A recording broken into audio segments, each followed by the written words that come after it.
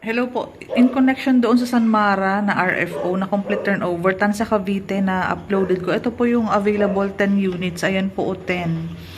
Block number 10, block number 14, number 14, number 14, block number 1, block number 2. Kung okay sa'yo ang presyo ni block number 1, number 2, dyan tayo mag-focus muna habang meron pa tayo dyan. Oh. Si block number 1, kung sa mapa ang titingnan mo, ito siya. Ito yung rotonda. Ito yung bloke number 1, ito yung bloke number 2, ito yung bloke number 14, bloke number 10. Ayan, 10, 14, 1, 2. So, syempre po, bungad, 1, 2. O, 1, 2 muna ang i-discuss ko. Doon sa nag-inquire po, panoorin mo po itong video. Bloke number 1, lot 6, lot 7, lot 8, lot 9, magkakatabi yan sa bloke number 1. Lahat po yan is regular lot area na 40 square meters. Ang floor area is 42 square meters, complete turnover. Kaya ang presyo niya is around 1.629. Mura pa din po yan sa sa complete turnover. Saka yung location po ang binibenta natin pag mga ganito kagandang reopen unit. Loanable is around 1,422,000. So, ang down payment, syempre po, ito na. Sa mga tatanong. Reservation muna, 15,000.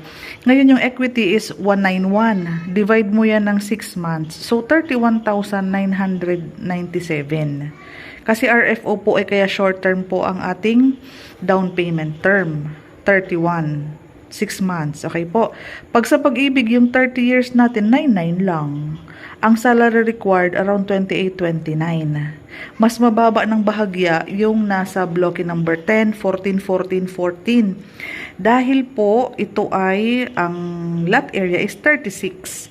Ang floor area is 42. So mas malaki po ang lot area ni block number 1 and number 2. So alert po tayo kay block number 1 and number 2 kasi ilang piraso lang po yan, 6. Ngayon po, balik tayo dun sa block number 10 and 14. Medyo maliit ng kaunti ang lot area. Malaking bagay kasi mas malaki ng bahagya. Ayun, 40, doon 36. So, para wag kayong malito, sige po, doon tayo sa block number 10. Ang computation niya is, ang total contract price, 1,588,000. Ngayon, ang loanable is around 1,339,135. Ang down payment mo dito is 182. So, 30,000 times 6 months. 9,700 ka sa pag-ibig. 30 years po yan. 27,000 po ang salary required. 15,000 to reserve. Pwede ka naman po mag-reserve agad-agad kung magustuhan mo na at makapag-decide ka. Reservation fee, 15,000. Yung mga form, nasa office yan. Buyer signature percent, ayan, nasa office yan. Ang dadalhin mo lang po to valid IDs. Primary ID po yan. Proof of income po. Mga payslip at least 2 months. Birth certificate mo. Kung kasal po, marriage contract pagkasal, kasama po ang 2 ID ni Mrs. Ayan po. Kung interesado ka po dyan, location nito is Tansa. I-waste mo po yung Mulawin, Tansa, para ma-check mo maganda ang location nito.